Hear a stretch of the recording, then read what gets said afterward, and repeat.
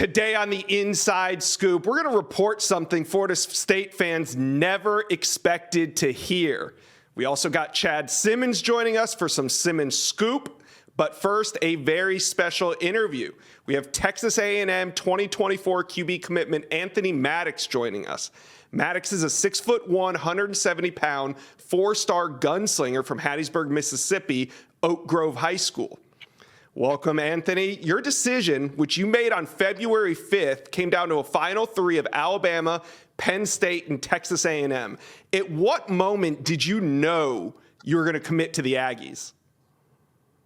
Oh, man, like I've pretty much told everyone else, Coach Petrino just made it, very clear that I was their 24 guy, and they just showed the most love, man. I took a visit in November on the game day visit when they played against Florida, and I loved the atmosphere. I loved everything about Texas A&M, and it just felt like home to me. It's a new era at Texas A&M. Jimbo's bringing in an offensive play caller in Bobby Petrino. So what's your relationship like with Bobby Petrino, and what do you like about his offensive style? Right. He likes to spread the ball out, man, and just seeing him being able to develop, guys such as Lamar Jackson, Teddy Bridgewater, and Malik Cunningham, I just think I fit very well in that mix, and I think only me being in their shoes would be such a delight, and I think I will get there. And Coach Petrino, I feel like is the guy that can get me there. Jimbo Fisher, he's also quite the QB developer himself. What was his pitch to you to become an Aggie? Right, like I was saying, man. They have, every school, has a guy where in every class that's their dude, and he made it very clear that I am their 24 guy. And I also play baseball, so he likes guys that can play on the diamond. I think there's, if you see a lot of the top quarterbacks right now in this day and age, they're dual sport athletes, and a lot of them, have somewhat of a baseball background. And I play shortstop, so he was like, you being able to flip your hips and make throws from different angles, and all of those things I think played a huge factor in him, and just his pitch that came my way. Yeah, Jimbo did pretty well about 10 years ago with a baseball football player named Jameis Winston. So, yeah, he does know how to develop a dual sport athlete. You did hit on something interesting. You said you are the guy for Texas A&M in 2022. And when the quarterback commits this early, they kind of play a role of recruiter as well. So have you started helping the coaching staff recruit a little bit? And who are some guys that you talk to hope to join your 2024 recruiting class at Texas A&M? Right. There's a few guys that I've spoken with. Some of my teammates that I play with right now, actually. My brother, defensive lineman 2025, the number 14 ranked player in the country according to On3. I've spoke with him. I talk with him pretty much every day about, hey man, just what do you think about the school, how you fit in, and he really likes it, but we don't really know where he is so far. As far as his recruitment, where is he's thinking about going. But I've spoken with some guys that's already committed to Brian Gatlin, 2024 wide receiver. Dalen Evans, he's also committed, but I haven't spoken with too many guys. But I look forward to reaching out to more guys and seeing where their heads are as far as Texas A&M. What's different about Texas A&M compared to some of the other schools that you've checked out? Right, man. Like I was speaking on earlier, man, the atmosphere that they bring, the fans are electrifying, and it's a once in a lifetime experience when you go see a ball game, man. And like I said, the coaching staff is great.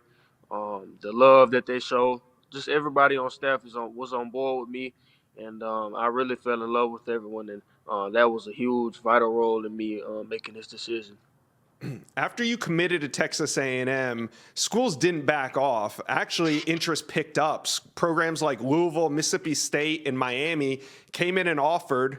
This past weekend, you visited Mississippi State. So what's your mindset on these visits, and do you plan on taking more?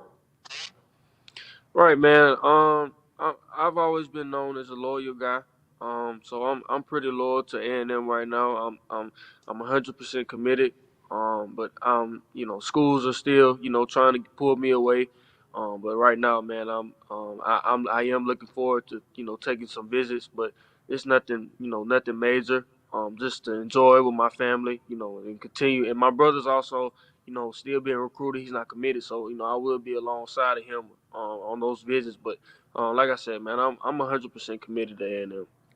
This is a big offseason for you. You're about to head into your senior year of high school. And when it comes to playing the QB position, what are you working on this offseason to improve your game? Just bringing my guys together, being a better leader. Last year we fell short in the playoffs, second round. But this year I just look forward to being able to galvanize the guys together and bringing those guys together to play as one unit. Because chemistry is the biggest thing that can bring the team up. And I feel like just working on my accuracy, my ball placement, giving my guys a better chance to bring catches down and get yards after catch, man. But I feel like leadership, that's where it starts for me, man. We talk a lot about the QB dominoes on the inside scoop. When one guy commits, the impact that it has on the other uncommitted guys. Now, you've already committed, so you got your spot. But do you pay attention to what some of the other top QBs are doing or what schools they're committing to? I don't really pay too much attention to it. I know about it, but I don't think it affects me. I just I put my best foot forward every day, and I look forward to competing with anyone and anyone at any moment. So, but I don't pay too much attention to it. Of course not. Anthony, what's up next for you this spring? Are you planning any visits to Texas A&M, any other visits? And what about your official visits? How many of those do you plan on taking? All right.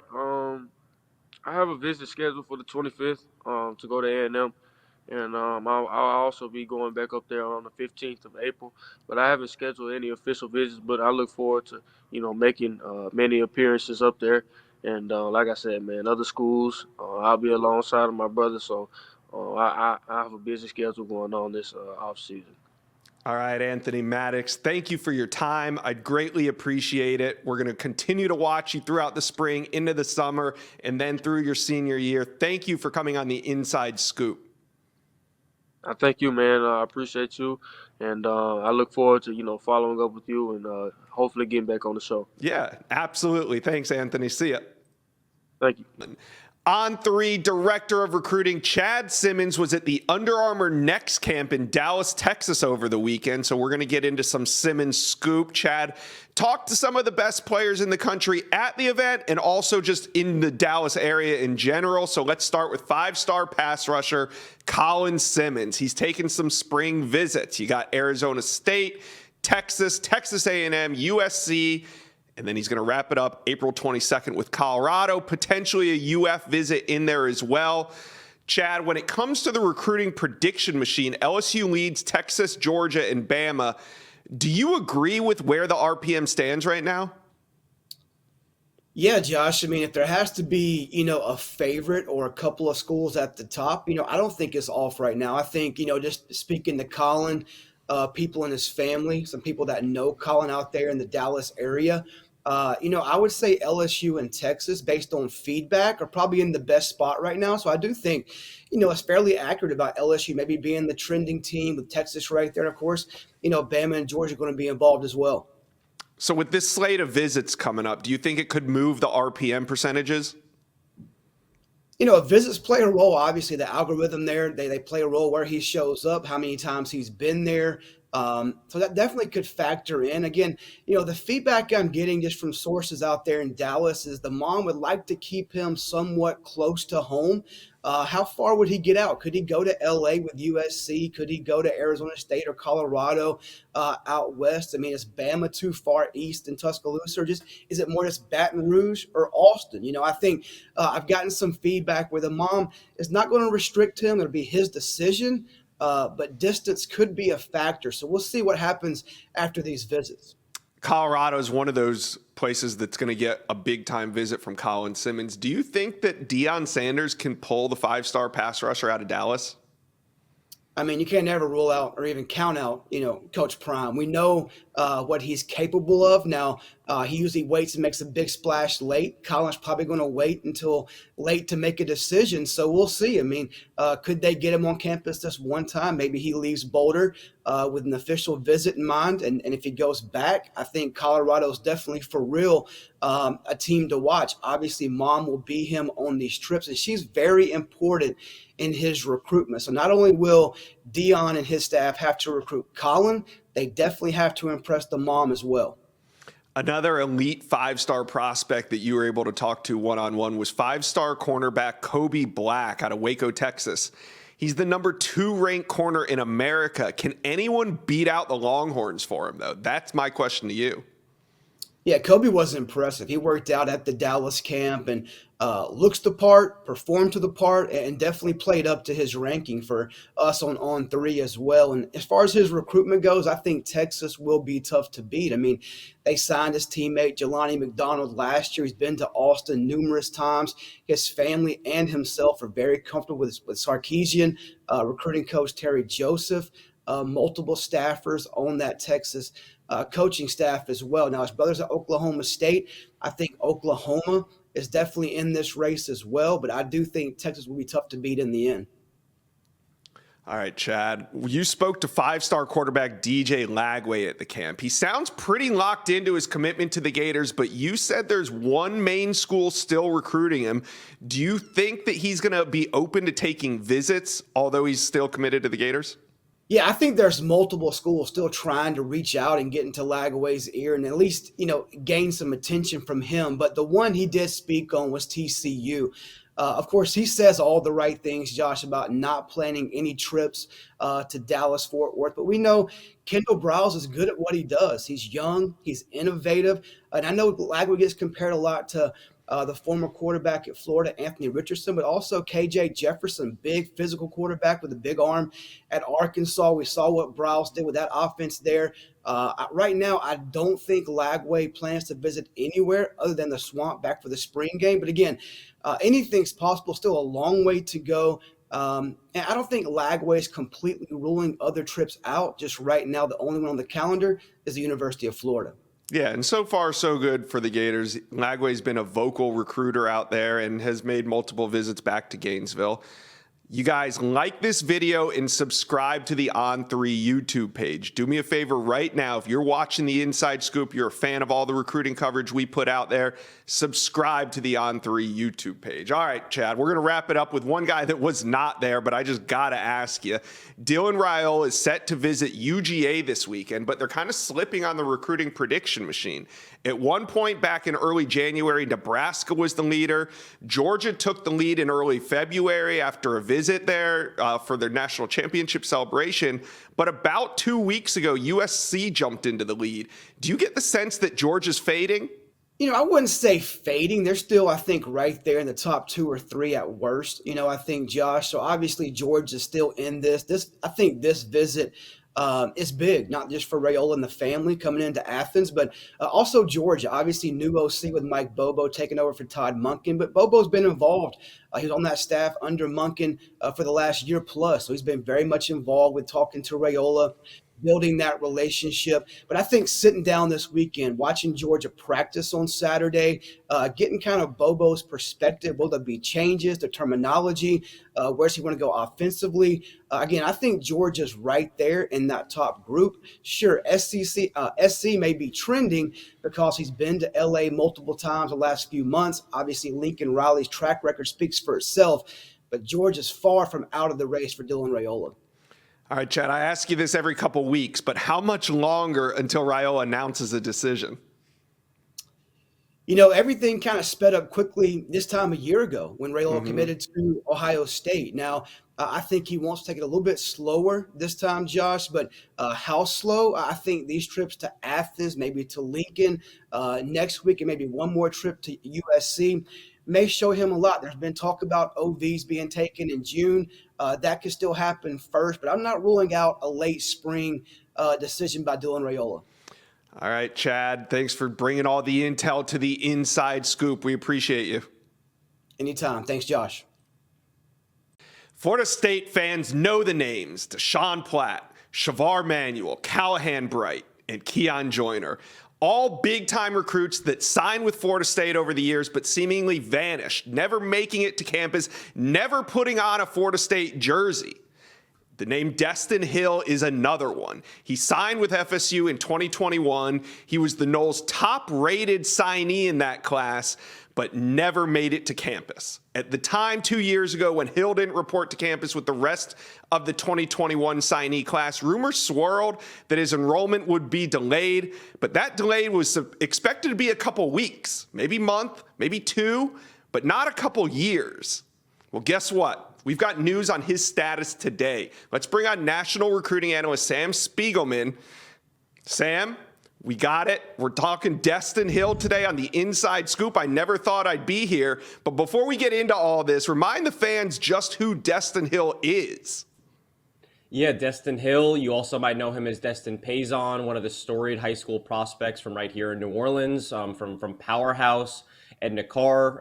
Everyone knows who Edna Carr is from their intros on social media and the fact that they win state championships. And Destyn Hill, who signed with Florida State over LSU, over Alabama 2 years ago, like you said, probably one of the more hyped recruits to ever come from Edna Carr. It was a major recruiting victory for Mike Norvell, David Johnson, Ron Dugans when they signed Hill on National Signing Day in 2021. But because of off-the-field situations, he has never showed up to campus. But that seems like that's about to change now. All right, so Sam, tell me what you're hearing about Destyn Hill and his enrollment status at Florida State. Right.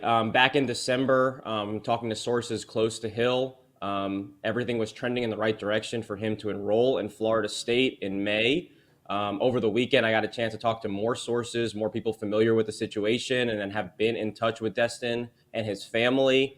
Right now, everything is still trending for him to show up to Tallahassee in 2 months in May, to enroll, be a part of this football program, and all things are trending in the right direction for Destyn Hill to finally be a part of the Seminoles football team.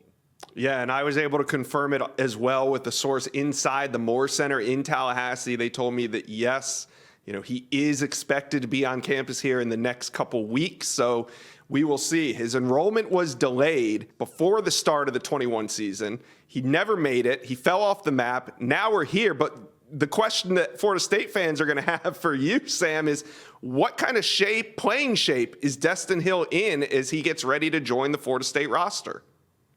Yeah, well, graduating Edna Carr, he was 6'1", 200 pounds. And as of December, he was working out, he was training. No one has really been able to see him in person. They've kept him out of the public eye for obvious reasons. Talking to people close to him, he's in good shape. He's running around, he's running routes. People say that he looks like he did coming out of high school. You have to take people for what their words are. But you have to remember, this was an elite athlete coming out of high school. We're talking 11 seconds in the 100 meter. He clocked a sub 4.40 going into his senior year at Edna Carr. Ran track, obviously extremely productive on the football field, 1,000 yards as a junior, 38 catches as a senior, 15 went for touchdowns. But he hasn't been playing football for almost 2 years, but he's still a young kid. He's still been working at it for at least about 4 or 5 months at this point. And he'll have at least 6 months of training going into Florida State, where I'm sure he'll get into even better shape.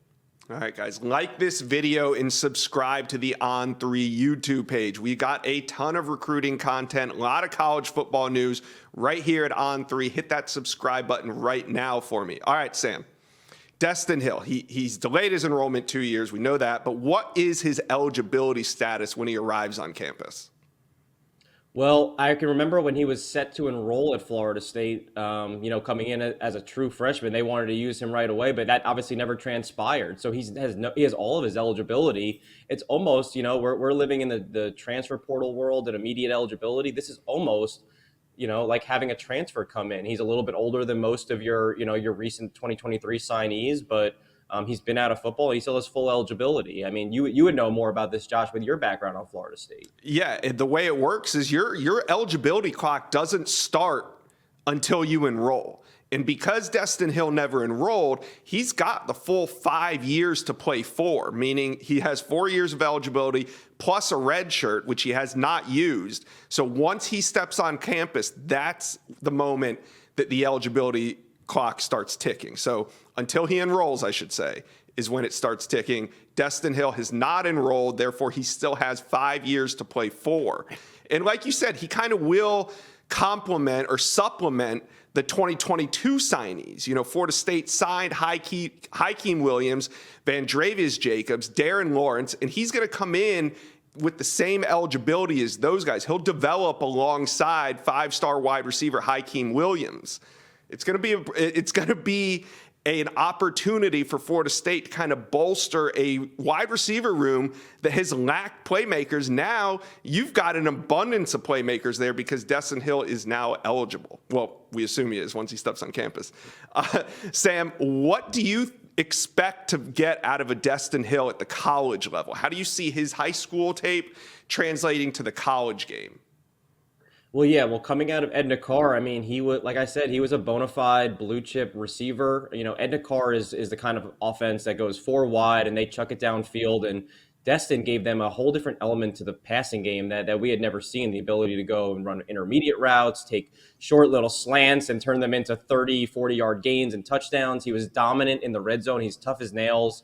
We talked about the speed, 11 seconds in the 100-meter, sub 4.4 speed in the 40. He can go up and get it. He can go over the middle. He's a jump ball specialist. He's dangerous after the catch. And I remember when he was, after he had signed, the coaches at Florida State were chomping to get him on campus as a true freshman. They were trying to find ways to incorporate him into the offense. They wanted to use him as a true freshman coming out of high school. Now, 2 years later, we'll see what shape he's in when he arrives in Tallahassee. But you talked about they're coming in with a really good group of receivers, and he was one of the best in the country 2 years ago at this point. So it'll be really interesting to see if this offense that needs receivers can make use of his talents right away like they had originally planned to.